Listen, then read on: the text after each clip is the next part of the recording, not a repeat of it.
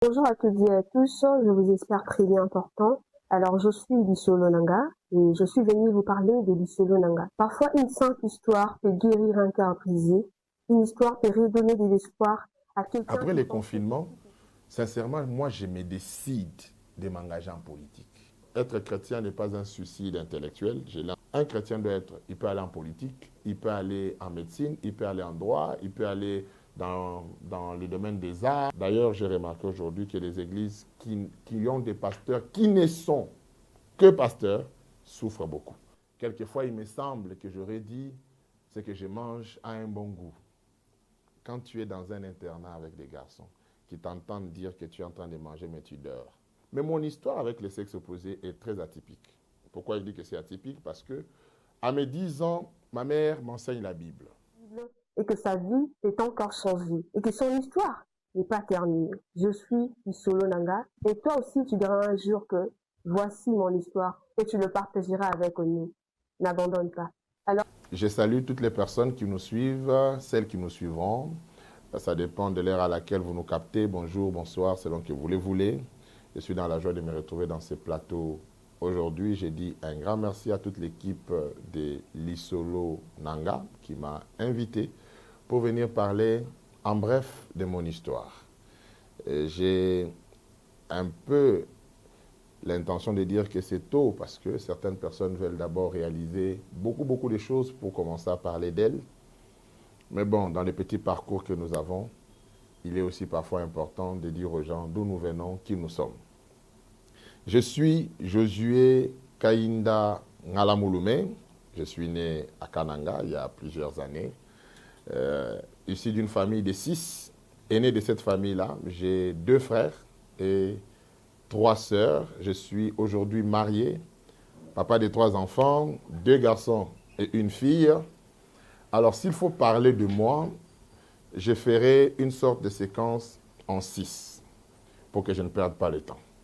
Premièrement, je vais parler de ma naissance, comment je viens au monde, du moins pour l'histoire qui m'a été racontée. Je viens au monde comme tout enfant, normalement, mais sauf que mon petit cas est un peu particulier parce que ma mère me raconte que jusqu'à 9 mois, je refuse de sortir de son ventre. Il faut qu'elle subisse donc une césarienne à une époque beaucoup plus compliquée parce que à cette époque-là, la césarienne n'était pas aussi facile qu'aujourd'hui et même aujourd'hui, je ne pense pas qu'elle soit devenue aussi facile. Alors, il se passe que mon père avait beaucoup d'hésitation à pouvoir signer les documents qu'on lui présentait pour que ma mère accouche finalement par césarienne. Je viens donc au monde dans ces conditions-là, un certain 16 avril. Il me semble qu'il pleuvait abondamment, qu'il y avait beaucoup de... On appelle ça encore comment? Les kaké en lingala. Bon, l'émission est bilingue. Les kaké, je crois qu'en français, ce sont des foudres. Voilà. Donc, mon père aime souvent me rappeler ça pour me dire qu'il y avait trop de foudres, j'avais peur dehors et toi, tu naissais à l'intérieur. Et je nais avec mes doigts qui sont pliés. Un peu comme je l'ai fait là. Ce n'est pas pour dire la sorcellerie. Hein. Il y a des gens qui disent que c'est de l'occultisme que de faire comme ça. Mais mes doigts étaient exactement comme ça quand je suis né. Donc mes doigts du milieu ne pouvaient pas s'ouvrir. Je viens donc au monde dans ces conditions. Et mon père et ma mère se battent pour que mes doigts puissent finalement s'ouvrir. Il se passe que je devais passer par une opération. Et les jours où on doit m'opérer, il y a un bébé du même âge que moi qui a été opéré avant moi et qui est malheureusement décédé. J'étais au couloir avec ma mère. Là, c'est une histoire racontée, donc c'est ma mère qui me raconte. On est sorti au couloir pour appeler les bébés Kainda que j'étais. Et ma mère, sachant que les bébés qui étaient dans cette salle d'opération avant moi étaient décédés, elle n'a jamais répondu. La personne qui appelait est même venue jusqu'à elle pour dire « Ce n'est pas vous la maman du bébé Kainda ». Elle a nié. Elle a dit que ce n'était pas elle parce qu'elle ne voulait pas prendre les risques d'entrer dans cette salle d'opération avec son bébé, sachant que celui qui y était avant est sorti sans vie. Et comment donc mes doigts sont-ils revenus normaux? Ça, c'est une affaire de miracle. C'est le tout premier miracle que je vais vivre. Mon père et ma mère m'amènent je crois, dans un groupe de prières où ils allaient. On appelle ça les full gospel. Je crois qu'il y en a également ici. Papa était vraiment très impliqué là-bas. C'est là-bas qu'il priait, généralement avec ma mère. Et jusqu'à ce que finalement mes doigts un jour sont revenus normaux. Et j'ouvre une parenthèse que je fermerai rapidement. Plus tard, lorsque j'ai commencé à écrire des livres, ma mère m'a dit, elle comprend pourquoi mes doigts étaient combattus dès ma naissance. Parce qu'elle estime que mes mains devraient beaucoup être utilisées par moi pour pouvoir rédiger. Bref, ça c'est la première petite partie de mon histoire que moi j'ignore mais qui m'a été racontée. Passons de ma naissance, allons dans mon enfance. Je crois que j'ai grandi comme tout enfant normal. J'étais un enfant un peu turbulent. Les genres de garçons qui, quand vous lui achetez un jouet, il veut savoir qu'est-ce qui fait que les jouets là puissent crier. Si vous lui donnez, je ne sais moi, un petit tracteur pour enfants, il va casser ça pour voir qu'est-ce qu'il y a dedans. Donc j'ai cassé tous les jouets. Je ne suis pas surpris que mes enfants fassent la même chose aujourd'hui. Mais qu'à cela ne tienne, j'ai évolué. Je suis allé à l'école à l'âge de 5 ans pour la première primaire. J'ai commencé la première primaire, j'avais 5 ans. J'ai fait 2 ans d'école maternelle. Donc, comprenez que je suis allé à l'école maternelle pour la première fois à 3 ans. Et j'ai sauté la deuxième maternelle pour la troisième maternelle, j'avais 4 ans. Et à 5 ans, j'étais en première primaire. À l'époque, on demandait aux enfants de faire comme ça pour les prendre en première. Et moi, quand je faisais ça, mon bras n'arrivait pas. Donc, j'étais enfant parce qu'il fallait 6 ans pour qu'on te prenne en première primaire. Mais j'ai commencé la première primaire à l'âge de 5 ans. Et j'ai fini mes études, j'ai obtenu mon diplôme, j'avais 16 ans et demi pratiquement, donc disons, je n'avais pas encore totalement 17 ans quand j'ai obtenu mon diplôme d'État. Mais revenons à mon enfance, où j'ai grandi. Comme je l'ai dit, je suis né à Kananga, j'ai vécu à Kananga jusqu'à l'âge de 5 ans, et mon père doit aller travailler à Ilebo. Pour ceux qui ne connaissent pas Ilebo, c'est dans le Kasaï. Aujourd'hui, on a scindé la province, je crois, en 2 ou 3. C'est dans le Kasaï, il y a un grand port là-bas. Je suis allé grandir à Ilebo et j'ai fait donc l'école primaire. Je commence au complexe scolaire Mulundu à Kananga et je vais continuer à l'école primaire SNCC à Ilebo. Et j'ai fini mes études primaires. Est-ce qu'il y a grand-chose à dire pendant cette période-là? J'aimais beaucoup jouer au football, je n'aimais pas trop manger. J'étais un petit gros menteur. Je me souviens d'un gros mensonge que j'ai fait subir à ma mère un jour. Je revenais de l'école et j'avais enlevé mes chaussures pour jouer au ballon. Et après avoir joué au ballon, il s'est fait que je n'ai plus retrouvé mes chaussures où je les avais placées. Donc quelqu'un avait volé les chaussures. Et il fallait trouver un mensonge pour que maman ne m'attrape pas. Or, ma mère, c'est le genre de maman, quand vous revenez de l'école, elle est assise à l'entrée en train de regarder comment vous entrez. Et quand j'arrive chez nous, il se passe que maman m'a vu pieds nus. Et moi, j'ai cours rapidement, j'entre à la maison pour lui donner l'impression que quelqu'un me poursuivait. Et maman me dit, rentre, reviens ici. J'ai dit, non, non, maman, quelqu'un me poursuit. Elle dit, reviens ici. Et quand je reviens, elle dit, où sont les chaussures? Les menteurs avaient été pris la main dans les sacs, je n'en avais pas. J'ai dit, maman, je n'ai pas mes chaussures, on les a volées à l'école. Qu'est-ce que j'ai déjà dit pour les ballons à l'école? Elle savait très bien que c'était à cause du ballon. Bref, c'est quand même un des gros mensonges que je me souviens encore de l'époque. J'obtiens donc mon certificat d'école primaire. Je vais au petit séminaire à Mouika. Pour ceux qui ne connaissent pas Mouika, c'est dans le Kasaï aujourd'hui. Il y a quand même de grandes personnalités qui sont sorties de ces coins-là également. Je suis allé étudier à Mouika de la première année de secondaire jusqu'en 6e des humanités où j'ai fait mes études littéraires. J'ai bien dit que c'était au petit séminaire. Comprenez, je voulais devenir prêtre, mais ça a raté. Je reviendrai sur cette histoire plus tard. Alors, je vais au petit séminaire, je crois que j'ai 10 ans et demi quand je vais au petit séminaire.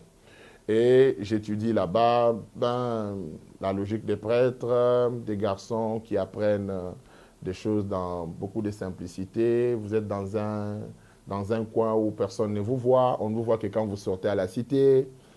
Vous ne mangez pas trop bien, donc vous apprenez à vous habituer avec la faim. Vous y allez en très bonne santé, vous rentrez chez vous avec des santé médiocres. Mais au moins, avec des têtes vraiment remplies de connaissances, parce que les prêtres, sur ces points, je les respecterai jusqu'à ma mort. Et on a eu la grâce d'avoir été très bien formés dans cette brousse-là. Alors, au petit séminaire, j'ai vécu beaucoup de choses. Je crois que là, j'ai quand même beaucoup de choses à dire. La première chose que je crois que c'est important pour moi de raconter de mon histoire au petit séminaire, c'est que là, je commence à avoir beaucoup de... comment je vais dire ça? Je dirais beaucoup de sensations spirituelles. C'est là que je commence à comprendre un peu la spiritualité. Et quand je parle ici de spiritualité, j'évoquerai quelque chose que je découvre en ce moment-là, c'est que il m'arrivait beaucoup de parler la nuit. Pendant que tout le monde dort, moi, ça m'arrivait dans mon sommeil de parler. Donc tu es en train de dormir et puis tu parles. Tu dis des choses que tu ne maîtrises pas. Quelquefois, il me semble que j'aurais dit, c'est que je mange à un bon goût. Quand tu es dans un internat avec des garçons qui t'entendent dire que tu es en train de manger, mais tu dors. Souvent, tu es premier de la classe. Tu sais comment on va t'appeler sorcier à la fin. Et c'était mon cas. Certains pensaient que j'étais sorcier. Je ne sais pas comment on fait pour être sorcier. Peut-être qu'on est sorcier seulement quand on s'envole. Or, je ne me suis jamais envolé, donc je ne sais pas comment on fait pour être sorcier. Mais je suis passé par ça. Je raconte cette histoire parce que peut-être quelqu'un qui va m'écouter, ça lui arrive de parler la nuit et d'être peut-être mal vu par les gens qui l'entendent. Surtout que c'est dans l'inconscience. On parle du somnambulisme, si je ne me trompe pas. Mais ça m'inquiétait comme vous n'avez aucune idée. J'aurais voulu que je puisse parler dans mon sommeil chez nous à la maison, parce qu'en étant chez vous, les gens qui sont proches de toi, ils te supportent de la même famille. Mais quand tu parles dans un internat, dans un dortoir de 50 personnes, qui chacun vient de quelque part, ou chacune vient de quelque part, vous ne sortez pas d'une même famille, c'était vraiment pas facile. Mais là encore, je crois que j'ai vécu un miracle. Un jour, je sors avec un ami à moi. Il avait oublié tous ses cahiers. Donc, on sortait des vacances de Noël. Et il avait oublié tous ses cahiers. Je crois, ses sous-vêtements chez eux à la maison. Et il s'est fait que sa maman a pris ses cahiers et ses sous-vêtements qu'elle a donnés à un conducteur de train pour que nous puissions aller les récupérer. Donc, on était déjà à l'internat. On est sorti un dimanche pour aller chez ces conducteurs de train. Quand on arrive chez lui à la maison, ce conducteur était un pasteur. C'était le pasteur d'une église. Et nous sommes arrivés, ils n'étaient pas là, ils étaient au culte. On devait attendre qu'ils finissent les cultes pour qu'ils viennent. Et quand il est revenu, il nous a justement donné les cahiers, il nous a aussi donné les sous-vêtements. On a récupéré les colis, mais pendant qu'on sortait de cet endroit pour partir, j'ai entendu une voix me dire, parle de ton problème à ces pasteurs. Vous savez, vous pouvez avoir beaucoup de problèmes, mais quand quelqu'un te dit parle de ton problème, tu as l'impression qu'il y a un seul qui revient directement dans ton esprit. Et le seul qui me revenait, c'était celui de quelqu'un à qui ça arrivait de parler la nuit quand il dormait. Je suis donc rentré voir ce pasteur. Je lui ai dit, pasteur, j'ai un problème, voici. C'est que j'ai dit en amont. Et ce pasteur a prié pour moi. Ce n'était même pas une longue prière.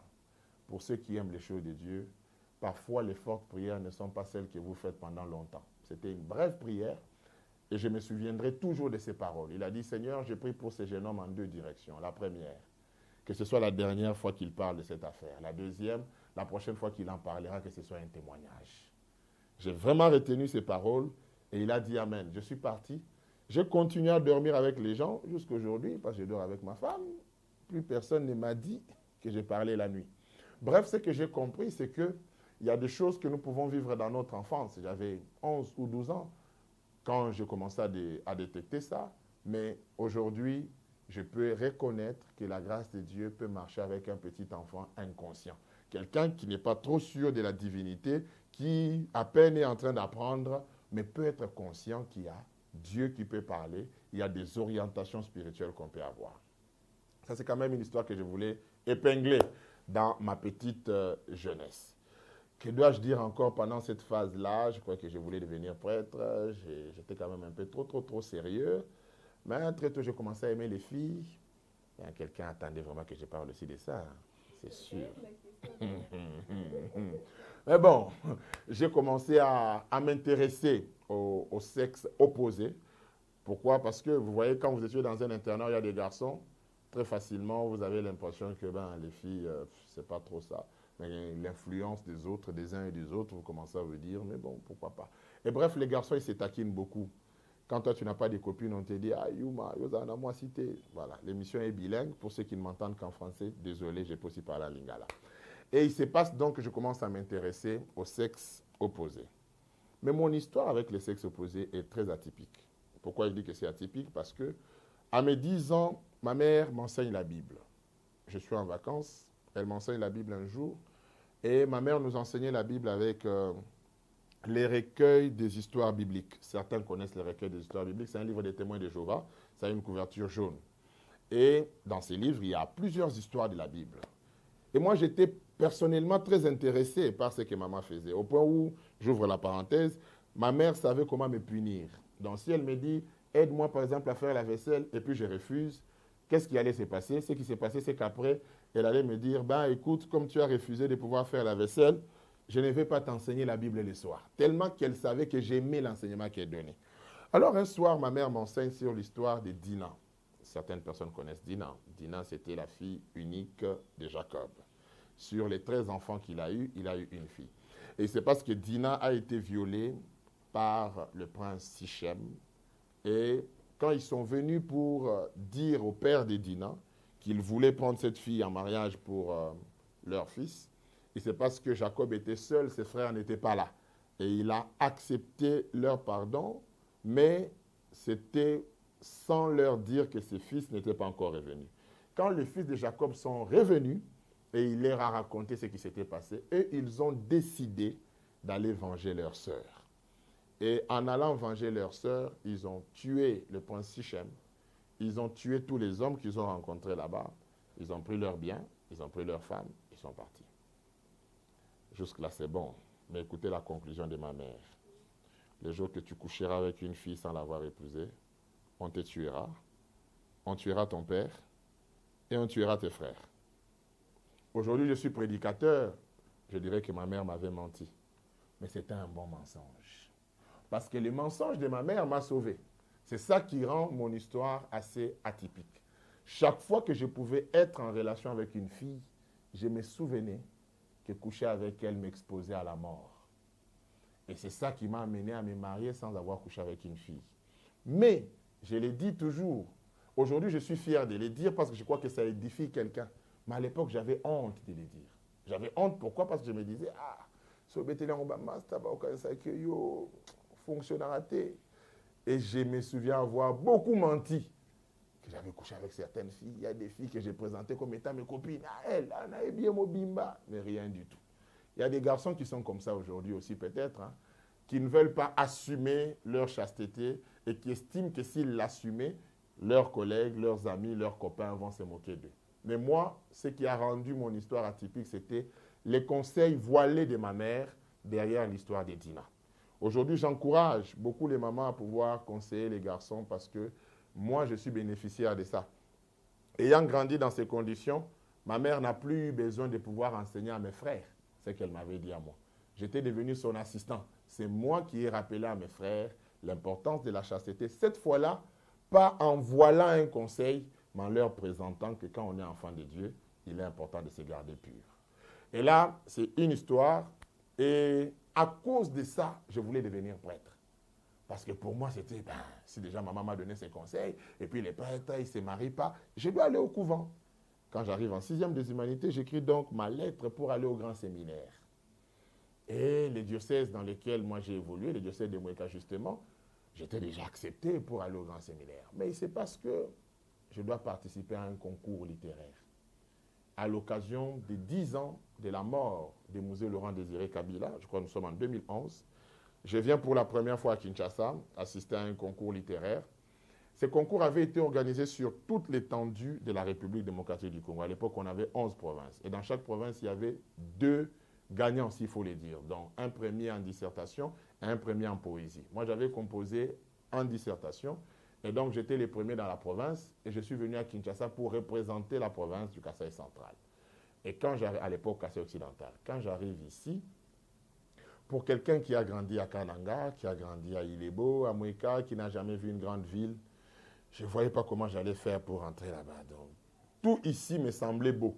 Aujourd'hui, j'ai l'impression qu'à Kinshasa, beaucoup de choses ne me semblent plus belles. Mais à l'époque, j'avais l'impression que tout était beau et je voulais à tout prix rester à Kinshasa. Et donc, ma vocation à devenir prêtre a commencé à mourir. Un catholique qui me suivra, qui me pardonne. Ma vocation a commencé à mourir en ce moment-là. J'arrive, je participe au concours, j'apprécie tout ce qui se passe ici. Je suis 2e, je crois, pour toute l'étendue de la République. Quand je rentre, c'était clair dans ma tête que je n'irai plus au grand séminaire. C'était vraiment clair. Mais comment le dire? J'avais déjà écrit ma lettre. Comment le dire? Les prêtres savaient que j'irais. Donc, quand on finit, je vais en vacances. Au moment où il fallait aller en retraite, je m'arrange à ne pas aller en retraite avec les autres candidats à grands séminaristes. Je vais donc à Kananga, je prends mon avion, je viens à Kinshasa pour faire les études de médecine. J'arrive à Kinshasa, j'ai fait mon test à l'université protestante au Congo. J'espère que ce n'est pas une publicité, mais je ne réussis pas à ce test-là pour la médecine. Je me retrouve en train d'étudier à l'université Révérend Kim, où je suis allé de la première année de médecine jusqu'à, je crois, 5e. Je crois que j'ai quitté les études de médecine, j'ai passé en 2e doctorat quand j'ai arrêté les études de médecine. Et qu'est-ce qui se passe? Là, je suis déjà dans la deuxième phase de ma vie, c'est la jeunesse. Ce qui se passe en ce moment-là, c'est que l'étudiant de la médecine à l'époque ne savait pas qu'il ne supportait pas voir le sang. J'ai finalement découvert que moi, je n'étais pas à l'aise à voir le sang. Un jour, je suis en stage, et ce qui se passe en ce stage, c'est que je me suis évanoui dans une salle où on était en train d'opérer quelqu'un. Je crois qu'il avait reçu une balle, et puis on devait ouvrir pour pouvoir enlever la balle et tout. Et malheureusement, il y avait déjà, ça avait commencé à se nécroser, donc il y avait des pus et tout. Et en voyant l'état dans lequel cet homme était, moi je me suis évanoui. Figurez-vous, si j'étais le seul médecin dans la salle, ce qui se serait passé comme scandale. Et le docteur qui était à côté, le docteur Kapinga, qui est chirurgien, il m'a dit, je crois que toi tu n'es pas fait pour être médecin. Il est temps de prendre de bonnes décisions. Sa phrase a tellement travaillé dans ma tête, qu'un jour je reviendrai en arrière. Je suis à un culte, le pasteur Marcelo prêche, ce jour-là, il parle de spectateur ou acteur. Et en parlant de spectateur ou acteur, il ouvre une parenthèse quelque part pour dire, est-ce que même ce que tu fais dans la vie, tu aimes le faire? Est-ce que tu es appelé à ça? Pour moi, c'était fini. Donc la médecine, là, ce jour-là, j'ai dit, ah, on s'en va. Mais bon, parce que j'ai parlé du pasteur Marcelo et de sa prédication, quelqu'un a dit certainement, tu as sauté l'étape où tu t'es converti. Comment je me convertis donc? J'ai 15 ans, mon père m'amène dans une assemblée. Non, il ne m'amène même pas. Il est invité à une campagne d'évangélisation, mais il ne part pas. Et il me donne son invitation pour aller le représenter. Moi, j'arrive là-bas, ce pasteur-là prêche, il finit de prêcher. Moi, je suis convaincu de pouvoir donner ma vie à Jésus. Je donne ma vie à Jésus. Mais je dois vous dire que plus tard, c'est mon père qui combattra beaucoup ma chrétienté. Donc, à ce moment-là, je suis allé le représenter. Lui, d'ailleurs, était fier que je l'aie représenté dans un mouvement comme celui-là. Mais plus tard, quand je prends au sérieux ma vie chrétienne, la personne qui m'a le plus combattu, c'était encore mon père. Parce que pour lui, être chrétien, c'était aller à la messe. Et non aller dans ce qu'il appelle les binzambi. Toutes les autres églises, pour lui, sont des binzambi. Et entre mes 15 ans et mes 20 ans, j'ai subi une très grande persécution parce que je n'avais pas la liberté de pouvoir aller dans une église sans que, comment je vais dire, sans que je n'ai en moi la conviction que papa ne sait pas. Donc pour que je sois à l'aise dans une église, il fallait que je sache que papa ne saura jamais. Dès lors que je sais qu'il sait, à tout moment, ça devait s'arrêter. Je suis allé donc d'église en église. Aujourd'hui, tu pries dans une église de réveil. Dès que papa détecte, tu es obligé d'aller dans une autre église parce qu'il ne faudra pas qu'il ait été chercher là-bas un jour et qu'il fasse un scandale. Donc, j'éviterai ici de vous citer le nombre d'églises dans lesquelles je suis parti. Mais rassurez-vous, je suis allé dans plusieurs assemblées parce que, justement, j'évitais que mon père puisse aller faire un scandale dans une église quelque part. Jusqu'à finalement, j'ai appris à pouvoir assumer le fait que je sois devenu enfant de Dieu et que je puisse servir Dieu. Donc, j'ai donné ma vie à Jésus, j'avais 15 ans, mais je crois que je suis devenu vraiment sérieux avec Dieu à l'âge de 20 ans. Parce que entre 15 et 20 ans, je n'étais pas un chrétien assez stable, je bougeais beaucoup et ce n'était pas évident pour moi. Jusqu'ici, quelqu'un risque de croire que l'homme qui parle là, c'est un saint. Non, rassurez-vous, ça n'a jamais été un saint. C'est quelqu'un qui a eu ses propres défauts, mais peut-être des défauts qu'aujourd'hui, beaucoup de gens banalisent. Parce que pour moi, mentir, c'est un péché. Pour moi, quand on t'envoie au marché et puis il te reste 1000 francs que tu ne ramènes pas à la maison, c'est un péché. Beaucoup de gens limitent le péché aujourd'hui à la sexualité en dehors du mariage. Je voudrais dire à quelqu'un que ce n'est pas ça. Toi qui es chaste, ça ne fait pas de toi un homme pur. Il y en a qui sont purs, mais qui ont perdu leur virginité ou leur chasteté avant. L'essentiel, c'est de pouvoir s'accrocher réellement au Seigneur et de pouvoir le suivre comme il se doit. Donc, bref, je me retrouve donc en train de quitter les études de médecine alors que j'avais fini la 6e année, je crois. Donc, j'avais fini la 5e ou la 6e année, je ne me souviens plus. Et je suis allé donc faire les études de droit. Et quand je vais faire les études de droit, je les ai terminées. J'étais déjà marié, papa d'un enfant. Donc, tout le monde m'appelait dans mon auditoire Papa Josué, alors que j'étais jeune comme eux. Pourquoi? Parce que certains me connaissaient à l'église et ils savaient que je prêchais. Je ne sais pas quelle est l'étape que j'ai sautée, mais je crois que j'ai raconté en bref mon histoire et les restes des détails, je donnerai quand on me posera des questions. Merci. J'aimerais vraiment en savoir beaucoup plus. Vous avez dit que vous écrivez beaucoup. Alors j'aimerais savoir si vous avez déjà publié un livre ou vous êtes encore dans cette expression de cache-toi, vous écrivez encore pour publier ensuite. J'écris des livres depuis 10 ans. D'ailleurs, cette année, je vais organiser le 10e anniversaire. Donc, c'est depuis 2016 que j'ai publié mon tout premier livre. Et en 10 ans, j'ai écrit 20 livres qui sont déjà disponibles, que je ferai, comment je vais faire? Je vais faire un marché du livre au mois de décembre où tous les 20 livres seront disponibles au même endroit. Ça sera la toute première fois que tous soient disponibles parce que souvent, certains sont en rupture de stock et tout. Donc, pour la première fois, je mettrai les 20 livres ensemble et en exclusivité, ça se fera à Kinshasa. Donc, en décembre 2026. Quel est le livre qui vous a beaucoup plus plu vous-même, qui peut être, que vous pouvez conseiller à la jeunesse? Je crois que tous mes livres me plaisent. Hein? Tous mes livres me plaisent. Mais bon, je ne prendrai pas un seul d'entre eux. Je prendrai par contre 3. Je prendrai 3 d'entre eux. 2, je les ai écrits en plusieurs tomes. Le premier, c'est Pourquoi vis-tu? Je l'ai écrit en 2 tomes. Je présente la raison d'être de l'homme sur la terre, selon la pensée de Dieu. Mais je présente également la particularité de briller. Je présente le fait que Dieu nous attend dans le sens de pouvoir briller. Et la Bible dit dans Ésaïe 43, le verset 7, la Bible dit « Tous ceux qui s'appellent de mon nom, que j'ai appelé pour ma gloire ». Dieu nous a appelés pour sa gloire. Il faut qu'on découvre comment on doit vivre pour cette gloire-là. Donc là, c'est déjà Pourquoi vis-tu. Le deuxième, c'est Que dis-tu de toi? Pourquoi celui-là aussi? Parce que je suis de ceux qui croient que généralement, les hommes ont tendance, les humains ont tendance à mal parler à leur sujet. Les gens aiment dire des mauvaises choses à leur sujet. Il faut apprendre à dire des bonnes choses. Mais tu ne peux pas dire des bonnes choses si tu ne sais pas ce que tu dois dire. Donc, ce que tu dois dire à ton sujet doit émaner de la conviction profonde de qui tu es réellement selon la pensée de Dieu. Et celui-là aussi, je l'ai écrit en 3 tomes. Et enfin, un 3e livre que je pense qu'il peut bénir beaucoup de gens, c'est le tout récent. Je l'ai intitulé « Entre science et spiritualité, l'alcool en question ». Moi, j'étais un grand buveur de bière. Donc, et quand je dis un grand, alors un grand buveur de bière. Mon père, c'est lui qui m'a initié à prendre la bière. Et il aimait qu'on boive ensemble, même s'il n'a pas aimé qu'on prie ensemble. Il a aimé boire avec moi, mais pas prier avec moi. Et dommage que je m'étais tellement habitué à boire que pour moi, boire n'était jamais un problème. C'était normal. C'est quand, après, j'ai commencé à me rendre compte que ce n'était pas logique. Et le Seigneur m'a enseigné un certain nombre de choses sur le retard que prennent tous les buveurs. Et j'ai couché ça dans un livre, je crois, de 200 pages. Et aujourd'hui, j'ai de plus en plus beaucoup de témoignages parce que j'ai rencontré des gens qui me disent qu'ils avaient du mal à pouvoir arrêter de boire, même s'ils avaient la conviction qu'il ne fallait pas qu'ils continuent à boire. Et les livres les a justement aidés à pouvoir prendre des décisions. Sur les 20, je crois que ce sont les 3 pour l'instant que je peux dire que j'ai reçu quand même assez de retours sur ça, mais il y en a d'autres qui sont atypiques, qui sont merveilleux. J'ai écrit sur les familles, sur les couples, il y a quand même de très bons livres aussi. Voilà. Alors moi, j'aimerais plus savoir comment... Moi, je suis Stancia Lizoka, membre de la structure Lisolo Nanga. Alors moi, j'aimerais plus savoir sur votre déplacement de la médecine en droit.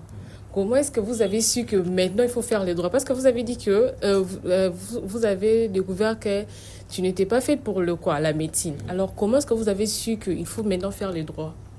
Ça, c'est quand même une très bonne question. J'ai aussi écrit un livre sur ça, 5 principes pour faire le choix de sa filière universitaire. J'ai présenté dans ce livre-là une des réponses que je vais vous donner. Aujourd'hui, beaucoup de gens vont à l'université, moyenne 17 ans pour mon cas.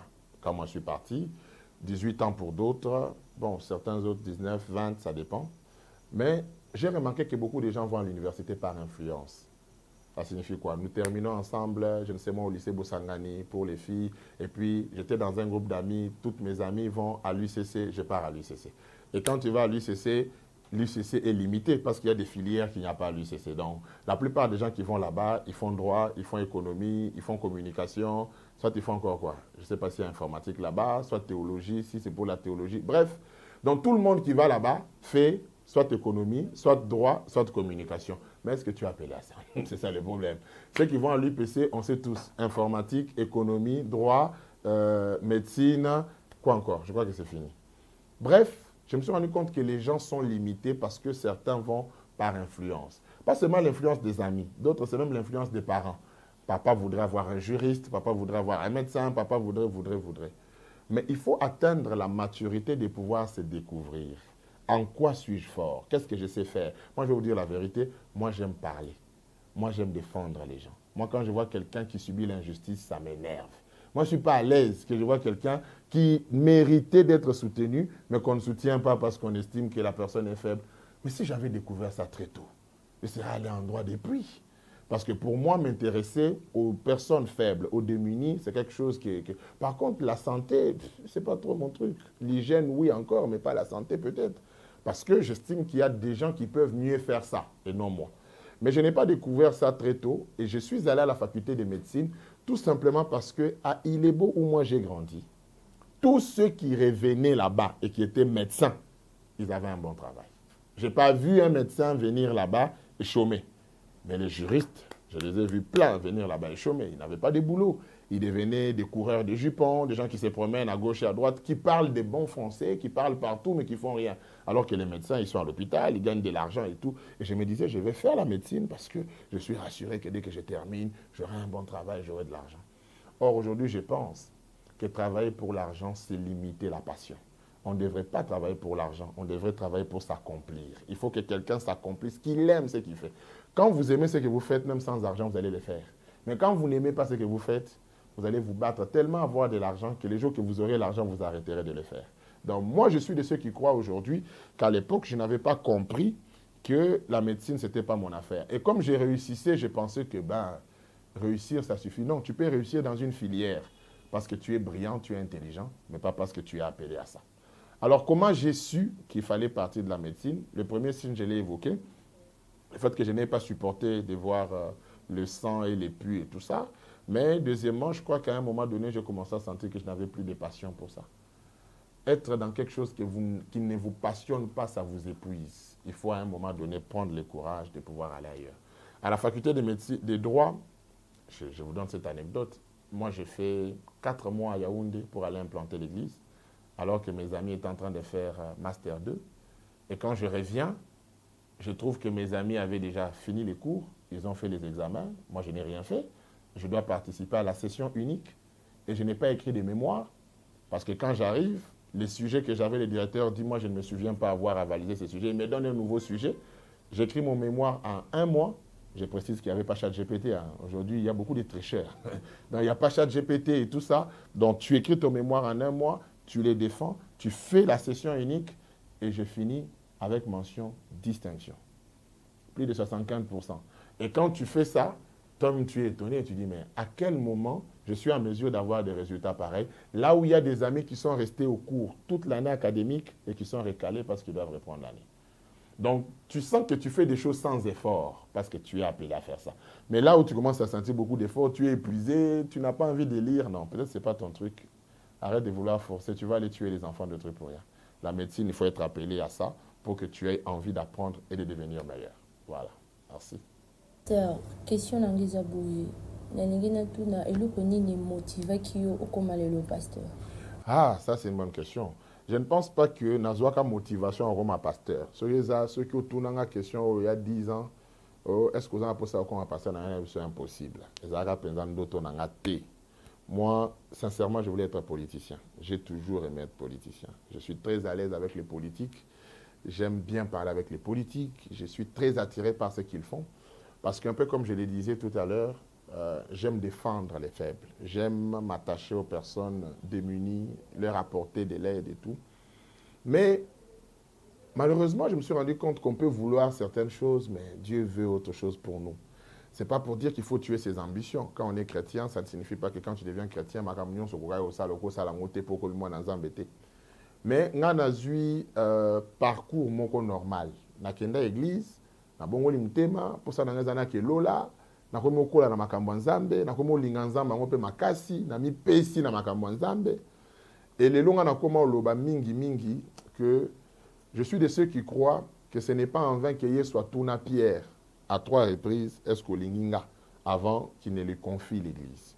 À chaque fois, Jésus disait, Pierre, m'aimes-tu? Et Pierre devait répondre, tu sais que je t'aime. Je crois que Pierre, la condition sine qua non pour qu'il entre dans l'effectivité de son ministère, c'était aimer Jésus. Et je crois que c'est la conséquence qu'il y a un peu dans ma vie.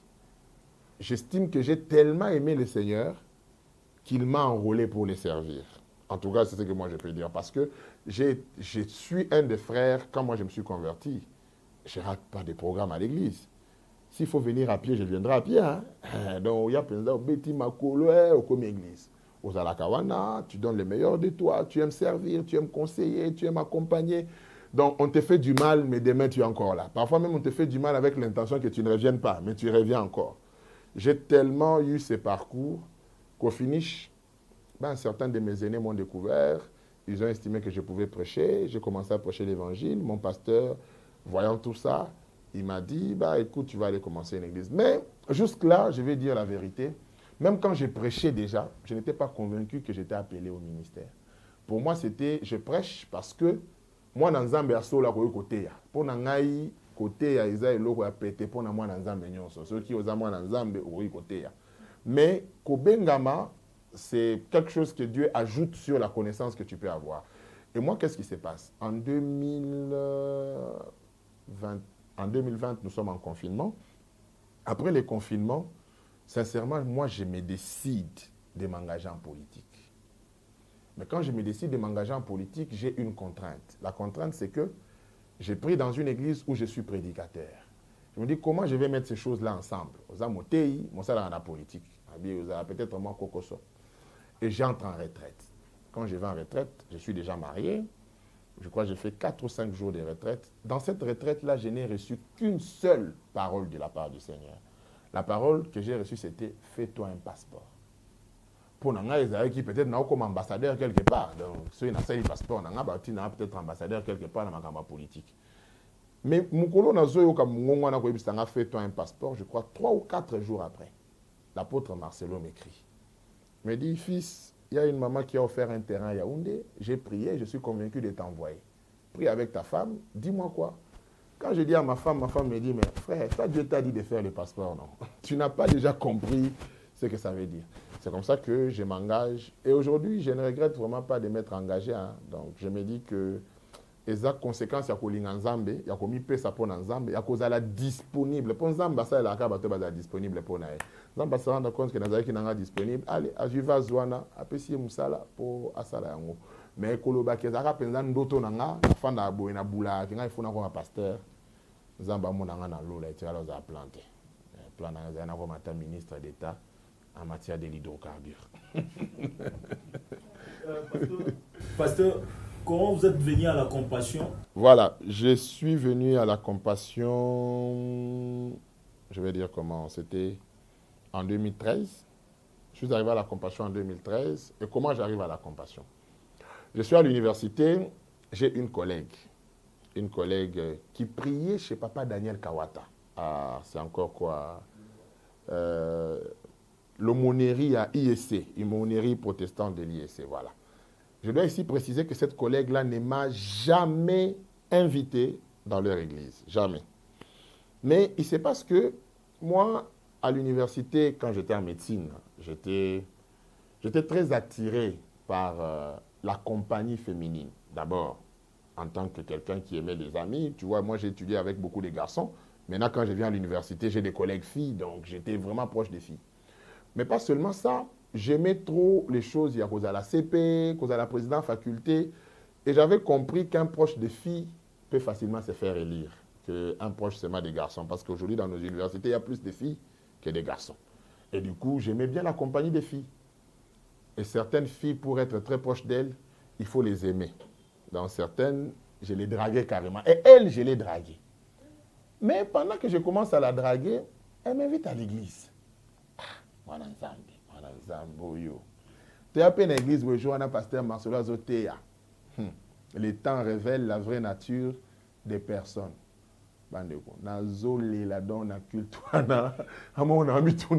À quel moment je pleure? Qu'est-ce qu'il dit qui me fait autant pleurer? Mais j'avais l'impression d'avoir été exposé à un miroir. Un miroir qui montrait ma vraie nature. Je partais dans une église avant de venir à la compassion, mais ce n'était pas trop ça. Donc, c'était le frère qui va à l'église, mais qui peut boire la bière quand il se retrouve avec des amis qui prennent la bière. Le frère qui va à l'église, mais qui peut draguer facilement une fille parce qu'il estime que, comme elle est chef de promotion en gestion, elle votera pour moi dans l'élection à ma présidente des étudiants. Tu vois? Donc, je faisais un peu du mélange, si je peux le dire ainsi. Pour tes propres intérêts, tu pouvais tuer tes valeurs. Et ce jour-là, j'étais en face d'un prédicateur qui exposait mes intérêts aux valeurs de la parole de Dieu. Et je me suis dit, bon, je crois que c'est la bonne église où je dois être. C'est comme ça que je suis resté à la Compassion. Elle m'a invité, et puis elle m'a laissé, elle est partie. Donc jusqu'à aujourd'hui, je l'appelle Mommy, donc je l'appelle Mother, c'est ma mère spirituelle. Alors, pasteur, moi j'ai une demande, je ne sais pas, c'est une demande. Vous avez dit que vous êtes pasteur, vous êtes juriste et enfin écrivain. Alors, quel conseil donneriez-vous aux pasteurs qui n'aiment pas faire d'autres choses, je peux dire? Pour eux, c'est seulement l'église, pour eux, c'est seulement leur ministère. Alors, quel conseil donneriez-vous Je suis mal placé pour donner des conseils aux pasteurs. Mais je donnerai peut-être les conseils aux frères qui pensent qu'ils sont appelés au ministère. Pourquoi je dis que je suis mal placé pour donner des conseils aux pasteurs? Parce que moi, j'estime que je ne suis qu'à mes débuts dans les ministères. Je suis à ma 4e année de pastoral. Mais me mettre là en donneur de leçons, ça ne me mettrait pas à l'aise. Je crois qu'il y a des gens mieux placés qui puissent faire ça.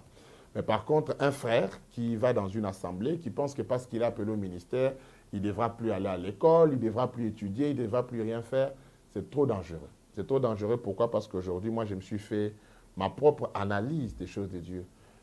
Les choses de Dieu ont beaucoup évolué. Ce n'est plus comme à l'époque où quelqu'un pouvait sortir avec un tam-tam, il se met au coin, tum tum tum tum, Yeshua, Zali, Awa, Yeshua, et puis les gens sortent, ils viennent s'asseoir pour t'écouter. Non. Aujourd'hui, les gens scrutent qui va leur parler, qui va leur dire quoi. Est-ce que ce qu'il nous dit, ça vient de la parole de Dieu? Est-ce que c'est pas un manipulateur? Les gens prennent le temps de nous observer avant même de pouvoir nous accepter. Certains même, tu es envoyé par une église crédible, mais les gens veulent se rassurer que toi, tu es crédible. Ce n'est pas parce que votre église est crédible que toi, tu es crédible. Donc aujourd'hui, tomber dans le piège de ne rien faire au nom du ministère, c'est une très, très grosse erreur. Une très grosse erreur. Je crois qu'aucun pasteur ne donnerait ces conseils-là aux frères qui viennent dans nos assemblées ou même encore aux sœurs. Parce que je vais vous dire la vérité. Au début du ministère, un jour, un de mes fils tombe malade. Il est, je crois, 1 heure. 1 heure, mon fils est né. 1 heure ou 2 heures. Il pleure, alors vous n'avez aucune idée. Je vais vous dire la vérité. 30 minutes avant qu'il ne se mette à pleurer, j'ai entendu un chat miauler à la fenêtre. Les chats ont tellement miaulé, et à un moment donné, mon fils commence à pleurer. Vous savez, les gens trop spirituels, tu vas attacher ça au chat. Donc le chat là est venu ici tenter. Maintenant, on nous dit souvent que les enfants, ils captent les esprits. Je ne suis pas là pour contredire ce que les gens pensent, mais du moins, moi, mon fils était en train de pleurer. Et il fallait que je trouve des solutions. Plus je priais pour lui, plus il pleurait encore davantage. Maintenant, imaginez-vous, le lendemain matin, tu dois amener cet enfant à l'hôpital. À un moment donné, il se calme. Avec sa mère, on prie, il se calme. On lui donne le paracétamol en suppositoire et puis il s'endort. Certainement qu'il avait mal quelque part. Le lendemain, il faut l'amener à l'hôpital. À l'hôpital, tu n'amènes pas la prière. Or, je suis pasteur d'une jeune église qui n'a pas encore assez de moyens. Une église qui, pour acheter une chaise qui coûte 6 $, vous devez demander à l'église. Si vous ne demandez pas à l'église, il faut que les pasteurs puissent acheter cette chaise-là. Et quand vous devez l'acheter, si vous en achetez comme ça 10, 20, 30, 40, 50, 60 vous-même, votre famille va en pâtir. Donc il faudra qu'à un moment donné, vous soyez équilibrés. Et donc moi, je crois qu'il est important que chacun de nous découvre quelque chose qu'il peut être en mesure de faire. Et j'ai écrit un livre sur ça intitulé « Le succès par l'usage du talent ». Je crois que chacun de nous est porteur des choses qu'il doit faire. Moi, aujourd'hui, je n'écris pas des livres que pour moi. J'écris des livres pour d'autres personnes. D'ailleurs, entre le fait d'écrire mes livres et écrire les livres des autres, écrire les livres des autres me donne plus d'argent qu'écrire mes propres livres. Parce que quand j'écris mon livre, si je fais 6 mois de rédaction pour mon propre livre, je ne me paye pas. Je vais attendre les publier et que ces livres-là soient achetés pour que je puisse être payé. Mais quand j'écris les livres pour quelqu'un, dès lors que je commence à écrire, il me paye en ce moment-là. Pourquoi? Parce que tu as découvert quelque chose que tu peux être en mesure de pouvoir réaliser. Il est important que les gens ne croisent pas les bras. Paul, le prédicateur de la grâce, était un faiseur de tentes. Et il a même dit, dans certains de ses écrits, il dit « Je pouvais mieux me comporter en quelqu'un qui dépend de vous. Mais je refuse de pouvoir le faire, afin que je ne sois pas à la merci de vos avoirs. » Et c'est important que nous puissions apprendre à faire quelque chose. Être chrétien n'est pas un suicide intellectuel. Je l'ai entendu de la bouche de plusieurs pères Et il est important que chacun de nous utilise son cerveau pour faire quelque chose. Un chrétien doit être, il peut aller en politique, il peut aller en médecine, il peut aller en droit, il peut aller dans les domaines des arts, dans la communication où vous vous retrouvez, mais il faut apprendre à faire certaines choses et ne pas vous contenter d'être des simples prédicateurs. D'ailleurs, j'ai remarqué aujourd'hui que les églises qui ont des pasteurs qui ne sont que pasteurs souffrent beaucoup. Mais les églises qui ont des pasteurs qui font aussi autre chose, ces églises ne souffrent pas beaucoup parce que le pasteur lui-même peut aussi soutenir l'église. Voilà. Alors, pasteur, vous avez parlé de livres. Moi, j'aimerais savoir comment vous trouvez vos livres parce que je suis intéressée. Ok. À Kinshasa, aujourd'hui, j'ai combien d'exemplaires? Je crois qu'il n'y a que 2 exemplaires, deux de mes livres qui sont disponibles à Kinshasa aujourd'hui. Il y a certains qui sont à la librairie de l'Église de la Compassion. D'autres, on peut me contacter moi-même. Je suis moi-même le vendeur de mes livres, sans honte d'ailleurs. Mais en décembre, comme j'ai dit, j'aurai une organisation ici à Kinshasa. Je crois que ça sera le 12 décembre exactement. Et par la grâce de Dieu, tous mes livres seront là. Et j'aurai le privilège de vous avoir, peut-être pour me poser encore des questions, avant de les présenter. Voilà. Moi, j'aimerais un peu plus savoir sur votre vie, votre vie privée, si je puis dire, dans la famille et votre vie de ministère. Comment est-ce que vous gérez cette poids-là, étant donné que vous êtes père de la famille d'abord et puis vous êtes père aussi de plusieurs personnes dans l'église et surtout du côté avec les sœurs, comment est-ce que vous gérez cette poids-là parce que je sais qu'il y a la pression de ces côtés-là. Bon, ça, je dirais, j'enseigne beaucoup sur vaincre la chair. Et une des choses que je dis souvent sur comment vaincre la chair, je dis qu'il faut apprendre à être discipliné. Bon, c'est vrai que j'ai dit plusieurs choses, mais je parle aussi de la discipline. En parlant de la discipline, la parole de Dieu dit, c'est l'apôtre Paul qui dit, je crois, il dit, je traite durement mon corps. Et quand il parle de durement mon corps, je me dis, mais pourquoi il ne traite pas simplement, il ajoute durement? Parce qu'il faut avoir de la discipline personnelle. Alors, ma discipline personnelle fait déjà que, pour la parenthèse ouverte là, surtout avec les sœurs, ma discipline personnelle fait que je n'ai pas de problème avec les sœurs parce que, de toutes les façons, je leur dis, quand je vois les gens qui viennent à l'église, je les vois tous comme ma petite fille qui a 7 mois. Donc, je vous vois vraiment comme mes filles et tout, et je n'ai vraiment pas de problème avec les sœurs sur cette question. Mais par contre, sur l'équilibre entre le fait d'être père à la maison et être pasteur à l'église, j'avoue que la première année de ministère, ce n'était pas facile pour moi parce que je voulais à tout prix que l'église marche et j'étais tout le temps à l'église, déséquilibré. Tu ne peux pas être tout le temps à la maison en même temps. Donc, ça faisait que je suis tout le temps parti. À la maison, quand tu arrives, les enfants dorment, leur maman, elle est fatiguée et tout. Ce n'était pas facile. Mais aujourd'hui, j'ai appris à mettre quand même beaucoup d'équilibre. Je donne mon temps à l'église quand je dois être à l'église et j'ai aussi beaucoup de temps à la maison quand je dois être à la maison. C'est une question d'équilibre. Et cet équilibre, je l'ai appris, c'est un équilibre, n'est-ce pas? Voilà, je l'ai appris de papa Marcelo. Un jour, je discutais avec lui, il m'a dit comment il organisait ses journées. Il m'a dit lundi, je me repose. Mardi, j'écris les prédications que je dois prêcher en semaine. Mercredi, je prie et puis je vais prêcher à l'église. Jeudi, j'écris les livres. Vendredi, je vais prêcher encore à l'église. Samedi, j'ai le temps pour être avec les enfants, tout ça. Et puis après, je prépare les cultes de dimanche. Dimanche, je reçois quelques fidèles, je fais des réunions. Et puis je rentre. Le lundi, je suis off toute la journée à la maison. Et puis je m'organise pour qu'il y ait un mois de l'année où je prends des vacances pour être avec la famille. Bref, je me suis inspiré justement de ce qu'il m'avait dit à l'époque, il y a, je crois, 3 ou 4 ans en arrière, pour pouvoir, moi aussi, équilibrer mon temps avec la famille. Donc, quand je dois être chez moi, je suis chez moi. Comme là, je suis ici, tous mes collaborateurs savent qu'on ne me parle pas d'église quand je ne suis pas là. Donc, personne ne peut m'écrire pour me dire « Oh, il n'y a pas de pile. Oh, non, ce n'est pas mon affaire. Gérer l'église. » Parce que là, le pasteur fait autre chose. Donc, je peux faire l'isolo nanga en paix. Je peux, mais je parle avec ma femme, avec mes enfants. Je suis en famille. Et quand je rentre, je redeviens encore leur pasteur qui dirige l'église au quotidien. Donc, bref, j'ai vraiment appris à faire l'équilibre parce que je suis toujours convaincu que je suis appelé à faire beaucoup de choses. Il y a une casquette de moi qu'on n'a pas évoquée ici. Je suis enseignant d'université, je donne les cours de droit. Et puis, en même temps, je suis doctorant en droit public fondamental. Donc, écrire une thèse, tout en étant pasteur, tout en étant papa, si tu n'es pas équilibré, tu ne le feras jamais. C'est impossible. Parce que la thèse demande énormément de temps, la pastorale demande énormément de temps, être parent demande aussi énormément de temps. Donc, il faut s'équilibrer pour que par la grâce de Dieu, tu arrives. Tout à l'heure, avant que je ne vienne ici, j'étais en train d'écrire ma thèse. Et puis, à 13h, je suis venu faire l'émission. Donc, quand vous me libérez, je rentre aller travailler encore. J'ai encore une autre question. Est-ce que pendant votre... depuis que vous avez reçu Christ, est-ce que vous avez déjà eu à douter de votre foi? Il y a un moment où vous êtes vraiment au bout. Une émission neutre, je me rends compte que ça va vraiment vers les choses de Dieu. Mais bon, ce n'est pas un problème. Bon.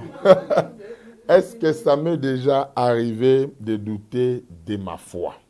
Ah, je n'ai pas trop bien compris les sens, hein, je dois avouer, parce que douter, on a un sens ni à kena aucun sa kena ndime la yesu te. Est-ce que ça n'a pas kena wangani yesu? Parce que douter ko kena ndenge belé. Situation moko boye, nous avons une épreuve moko boye, au sens c'est comme si est-ce qu'elle a bengama, est-ce que vraiment j'ai le droit à continuer? Te wana pensa c'est comment? Ya bengama comment? Ah pensa c'est comment parce que quand je suis parti, par exemple, donc ça c'est douter de l'appel, pas de sa foi. Donc ma foi en Christ reste intacte, mais l'appel... Je me souviens quand je suis parti au Cameroun pour la première fois, je tiens un culte un jour. Je me souviendrai toujours du nombre, nous étions au nombre de 33 personnes, 33 adultes en dehors des petits-enfants. Et ce jour-là, quand on finit, on fait les offrandes du prophète, toutes les offrandes de l'église, offrandes du prophète, offrandes de la construction, tout ça, tout ça. Et ce jour-là, on a eu 11 500 francs CFA dans le panier. Nous étions 33 adultes, hein, j'ai bien dit. Et dans le 11 000 francs CFA, moi j'avais mis 10 000 francs. Dans les 32 autres adultes-là, ont mis 1500. Ce soir-là, j'ai dit à Dieu, Seigneur, oui, qu'il y a une politique, pour vraiment, ce qui est cause à la boévie, c'est que tu m'as envoyé ici pour souffrir. Parce que de vous à moi, tu es un jeune garçon, un jeune marié, tu prends ta femme, tu vas avec elle et ton fils dans un autre pays, et puis tu commences à vivre des choses comme ça, tu te poses la question, je vais payer la maison comment, je vais manger comment, je vais vivre comment, c'est pas évident. Entre-temps, je n'ai pas été éduqué dans le sens de beaucoup demander. Je n'ai pas été éduqué comme ça. Donc ça fait que tu ne sais pas, tu es en train d'apprendre à demander parce que tu ne sais pas comment on les fait. Et pas seulement demander à l'église. Demander même à l'église qui t'a envoyé. Parce que je peux bien prendre mon téléphone et tout le temps écrire à papa Marcelo, Daddy, voilà, on a besoin de ceci. Mais à la limite, c'est gênant parce que si tu crois que tu es appelé au ministère, lui, quand il a des problèmes, il demande à qui? Est-ce que quand papa Marcelo a des problèmes, il demande à son père spirituel? Il s'organise pour que l'église et lui puissent faire des grandes choses ensemble. Donc il faudra que tu atteignes ce niveau-là. Donc tout ça, quand ça passe dans ta tête, tu te dis, Seigneur, est-ce que réellement tu m'as appelé? Ça, c'est une des choses qui a fait quand même que je me suis posé cette question. Une autre, c'est quand j'ai commencé à connaître les départs à l'église. Vous savez, il y a des gens qui viennent à l'église, ils sont avec vous, mais sans être avec vous. Et quand ils décident de commencer à partir, tu te poses des questions, mais à quel moment je suis devenu faux? À quel moment je suis devenu mauvais? Surtout quand certains partent sans se taire. J'aime les gens qui partent sans rien dire. Mais les gens qui partent en vous accusant, en disant des choses sur vous, ça c'est grave, parce que certains vous font passer pour un manipulateur. À quel moment je suis un manipulateur? Donc, au moins, on a l'éducation, au moins, on a façon de mais moutalobi bongo.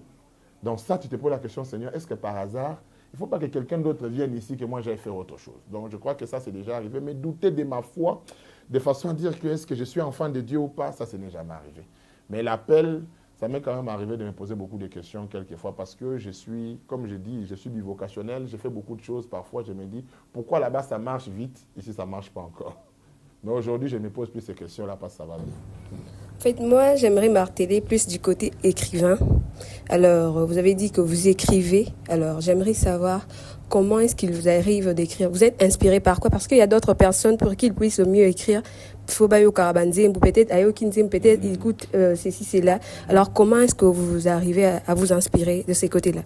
Je dirais que moi, je suis beaucoup inspiré par moi-même d'abord. Je crois que Dieu me parle beaucoup au travers des choses qui m'arrivent à moi-même. Donc, les doutes, les questions. Tu vois, par exemple, je dis que j'ai écrit un livre sur 5 principes pour faire les choix de sa filière universitaire. C'est parce que moi, j'ai échoué dans mon choix de la médecine et j'ai découvert les éléments sur lesquels il ne faudra pas se baser pour aller à l'université. Il faut choisir autrement. Quand je parle du succès par l'usage du talent, il y a une histoire derrière. L'histoire derrière, c'est que mon père, quand je me convertis, il ne veut plus me soutenir. L'homme qui me donnait l'argent des poches chaque mois, il refuse de me donner l'argent des poches. Tout ça, c'était pour me contraindre de rentrer à l'église catholique. Alors là, moi, je me dis, qu'est-ce que je peux bien faire qui puisse commencer à me donner de l'argent par moi-même? L'idée me vient, écris un livre. Mais j'écris sur quoi? Parle du succès par l'usage du talent. Donc, tu essaies de présenter que si quelqu'un utilise son talent, il va réussir. Je commence à écrire sur ça. Et à l'époque, j'ai fait une formation avec Dr Étienne Katankou sur l'entrepreneuriat et tout. Et les différentes choses que j'apprends de lui en étant avec lui, il nous parle de la passion et tout. Je découvre que je pouvais me mettre à écrire. C'est là que j'écris mon tout premier livre sur les talents. Donc, j'écris ces livres parce que je voulais répondre à un réel problème dans ma vie. Je ne voulais plus dépendre de mon père. J'ai dit, j'écris mon livre, je vais les vendre et puis je vais gagner de l'argent. Et lui, il est très fier de venir assister au 25 de mon livre. Il achète même un exemplaire à $100. Mais ce qui s'est passé, c'est que quand Naza n'a rencontré comme livre.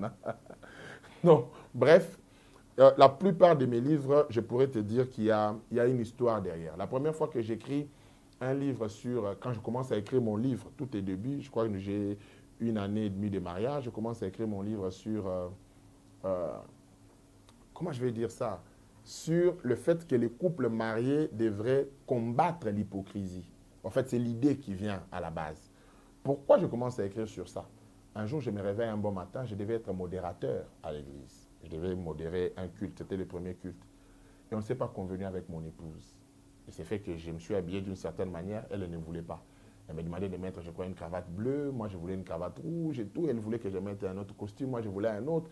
Et bref, je vous ai révélé que je suis originaire du Kassai, j'ai un peu un côté louba qui dominait encore à l'époque.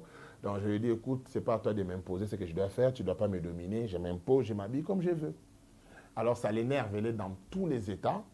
Et du coup, 1 année et demie de mariage, vous êtes de nouveau mariés. On avait l'habitude de partir ensemble à l'église, on se tenait la main et tout ça. Ces jours-là, on part, donc je suis énervé, elle boude, moi je boude.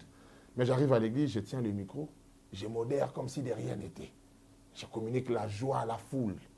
Mais la personne avec qui j'ai passé toute la nuit est fâchée contre moi. Et ce jour-là, le Saint-Esprit commence à me parler. Et le Saint-Esprit me dit que j'étais hypocrite. Comment ça fait-il? Elle te voit comment? Elle qui vient avec toi à l'église, elle te voit comment tu parles avec beaucoup d'aisance devant les gens. Alors que, au moins, ils ont cela mouké, ils ont la gravité, mais ils ont la gravité. Ils ont dérangé dans mon thème. Après que je lui demande pardon, mais c'est là qu'est né mon livre sur cette question. Où je remarque, si moi ce n'était qu'une petite question, rassurez-vous, il y a des couples qui sont très hypocrites. Donc quand ils sont devant vous, c'est les couples parfaits. Quand ils ne sont pas avec vous là, c'est des sorciers. Ils font des choses que vous ne pouvez pas imaginer. Alors, je prends la décision d'écrire ce livre, mais je fais maintenant des recherches, je commence à creuser dans la parole de Dieu. Qu'est-ce que Dieu attend d'un couple? Est-ce que Dieu attend qu'un couple soit apprécié par les gens ou il attend que le couple soit responsable devant Dieu? Donc, au moins, si je dois parler de chacun de mes livres, tu verras qu'il y a un enseignement quelconque que le Seigneur a eu à me donner sur quelque chose qui s'est passé dans ma vie. Donc, je suis beaucoup plus inspiré par des événements qui arrivent autour de moi, dans ma propre petite vie, et par la grâce de Dieu, quand je partage ça avec les autres personnes, je prends mon livre sur l'alcool. Je vous ai dit que moi, je buvais beaucoup. Et j'ai fait l'étude de médecine. Quand je parle entre science et spiritualité, l'alcool en question, je présente les conséquences néfastes de l'alcool du point de vue scientifique. C'est ce que j'ai appris à l'école en allant à la faculté de médecine. Et je vous présente les conséquences néfastes de l'alcool du point de vue spirituel. Et je mélange les deux dans un ouvrage. Donc, toi qui dis, je n'aime pas Jésus, moi, je vais regarder la science plaisir, téléméla macambouane. Toi qui dis, non, moi, c'est la spiritualité, tu peux osciller. Et je dis toujours une histoire. Combien coûte une brique à Kinshasa? Une brique pour construire 2500. Une bière coûte combien? Une bière coûte 4000. Je suis choqué. Ok. Ça dépend de la bière. Donc il y a des bières de 4000, de 3000 et tout. Ok. Ça dépend même aussi des milliers.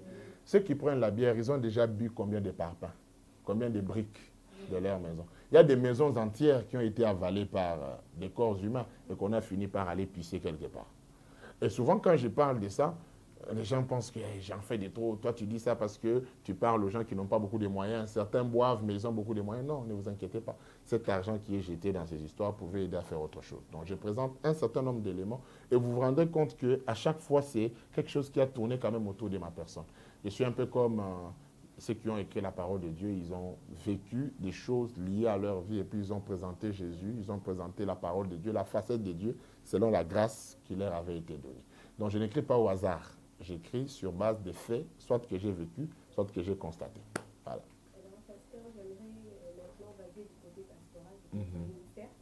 Alors, vous avez dit que vous avez l'habitude de vous inspirer beaucoup plus par des choses qui vous arrivent, des histoires qui vous arrivent. Alors, j'aimerais savoir, est-ce que c'est bien de s'inspirer d'un message de notre pasteur, par exemple, de la prédication de notre pasteur, vous traînez et du coup vous développez à votre manière, ne pas faire du copier-coller, mais développer à ta manière, ensuite réfléchir. Est-ce que c'est bien? Même s'il fallait faire du copier-coller, c'est pas mal.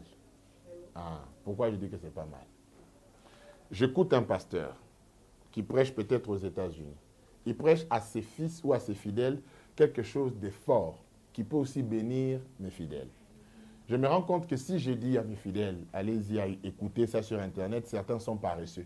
Ils ne vont pas aller écouter. Je vais prendre la prédication, là, je vais la donner, moi, je ne vois pas de problème.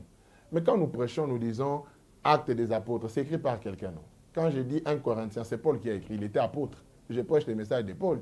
Quand je dis Matthieu, chapitre 10, verset ceci, c'est Matthieu, je prêche les messages de Matthieu. Donc moi, je ne vois pas d'inconvénient. Tant que ça peut inspirer et édifier. La Bible dit que l'Église, nous sommes appelés pour l'édification des saints. Au-delà des prédications qui peuvent venir parce que Dieu m'a inspiré à moi. Moi, je prêche les prédications du pasteur Marcelo sans honte. Sans honte. J'ai déjà prêché les prédications du pasteur Marcelo plusieurs fois.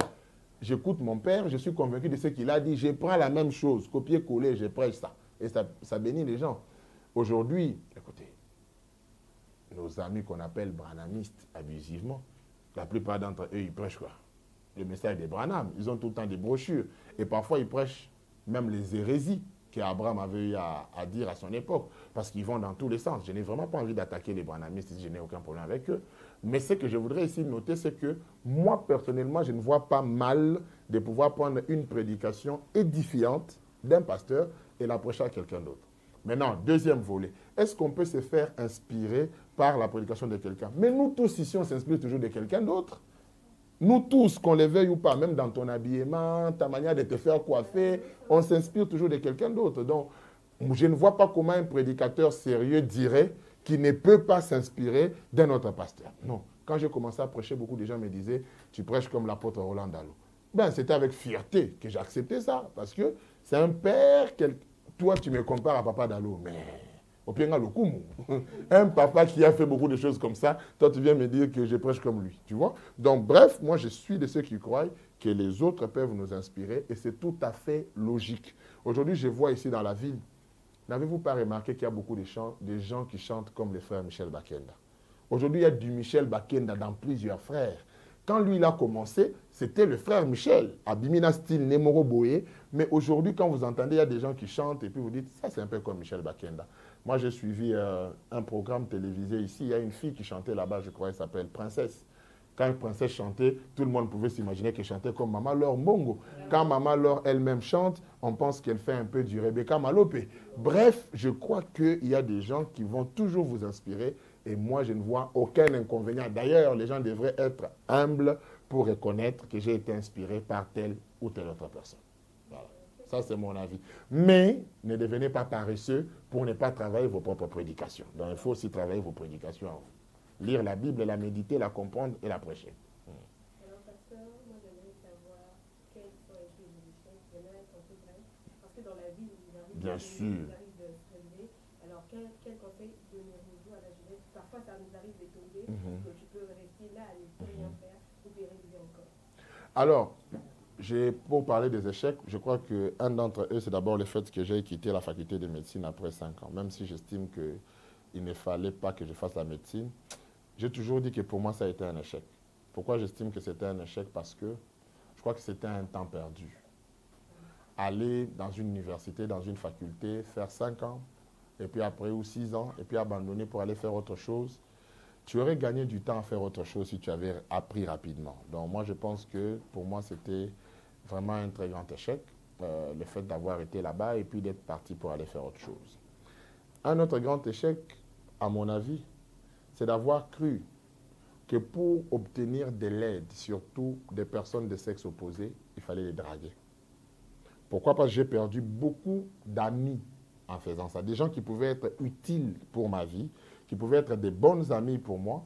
Mais j'ai cru que la seule manière de pouvoir entretenir des relations avec ces personnes, c'était de leur dire « je t'aime ». Et malheureusement, c'est une maladie que beaucoup de garçons parfois ont. Si une fille est gentille avec toi, tu penses qu'elle est amoureuse de toi. J'ai remarqué que les filles ne sont pas comme ça. Il y a des filles, elles sont seulement gentilles. C'est seulement la gentillesse. Et dommage que ça empêche à certaines personnes de bénéficier d'une amitié sincère. Parce que plus tard, maintenant, quand tu reviens, Naboul, il y a amitié sincère. Ah, il a déjà commencé à me draguer. Je sais déjà ses intentions. Du coup, il y a comme une barrière qui est mise sur ta...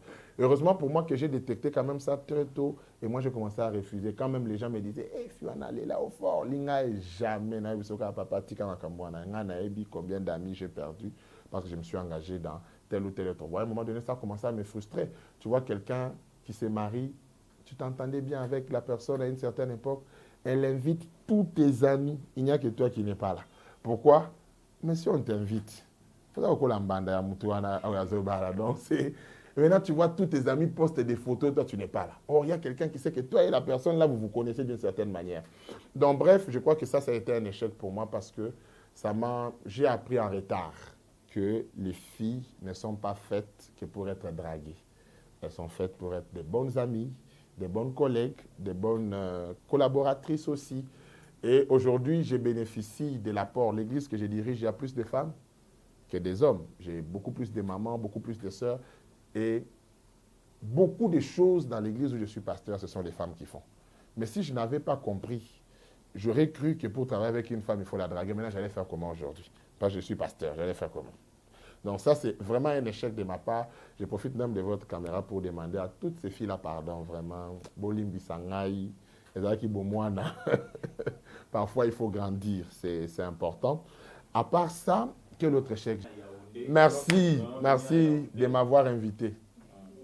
Alors, le dernier message que j'ai, c'est que je crois que, comme je l'ai dit au début, cette partie de mon histoire est une des plus brèves qui soit racontée parce que si Dieu me donne encore 20 ans de vie sur terre, il y aura encore beaucoup de choses à pouvoir ajouter. Or, je crois que le Seigneur m'en donnera encore beaucoup d'années.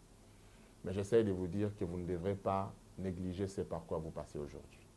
Sachez que demain, il y aura des gens qui voudront vous écouter, des gens qui voudront vous acclamer, mais des gens qui voudront apprendre aussi de vos erreurs. Dans les choses qui ont été dites, il y a quelqu'un qui a dit « Ah, erreur, on a fait dans ça là déjà. » Et il faudra que tu te relèves de cette erreur pour mieux faire les choses. Ne pleure pas. Le mal, c'est de sombrer. C'est de te dire « Ah, non. Relève-toi, prends la décision de pouvoir avancer. Et c'est en avançant que tu accompliras des grandes choses. Ce n'est pas en restant là pour pleurer, pour dire que moi j'ai fait, moi j'ai... Non. Et au-delà de tout, faites confiance au Seigneur. Même si vous estimez que pour vous, Dieu n'existe pas, je vous l'ai dit, votre existence à vous déjà vous accuse et vous dit que Dieu existe quelque part. Faites confiance au Seigneur et laissez le Seigneur vous conduire selon les parcours qu'il a prévus pour vous. Alors cette chaîne, je crois qu'il y a des gens qui sont passés ici avant moi, d'autres qui passeront, qui nous diront de très très belles choses. Abonnez-vous et ne ratez vraiment pas l'opportunité à koyoka masolo ya batu mosusu. Les solo ça là bien pour esunga ke muto comprendre. Makambo ngana lelo na olela na regretter yo peut-être ozawana koza décision très tôt et au s'améliorer. Donc les solo ya ndeko et koyoko sunga poser ba décision malamu ou arrêter peut rectifier bâtir. Donc, l'Isolon Nanga, c'est le bon endroit où il faut venir écouter des belles et des impactantes histoires. Que Dieu vous bénisse abondamment. Bonjour à toutes et à tous, je vous espère très bien portant. Alors, je suis Lisolo Nanga et je suis venue vous parler de Lisolo Nanga. Parfois, une simple histoire peut guérir un cœur brisé. Une histoire peut redonner de l'espoir à quelqu'un. Après les confinements, sincèrement, moi, je me décide de m'engager en politique. Être chrétien n'est pas un suicide intellectuel. Un chrétien il peut aller en politique, il peut aller en médecine, il peut aller en droit, il peut aller dans le domaine des arts. D'ailleurs, j'ai remarqué aujourd'hui que les églises qui ont des pasteurs qui ne sont que pasteurs souffrent beaucoup. Quelquefois, il me semble que j'aurais dit ce que je mange a un bon goût. Quand tu es dans un internat avec des garçons qui t'entendent dire que tu es en train de manger mais tu dors. Mais mon histoire avec le sexe opposé est très atypique. Pourquoi je dis que c'est atypique? Parce que à mes 10 ans, ma mère m'enseigne la Bible. et que sa vie est encore sans vie et que son histoire n'est pas terminée. Je suis Isolo Nanga et toi aussi tu diras un jour que voici mon histoire et tu le partageras avec nous. N'abandonne pas.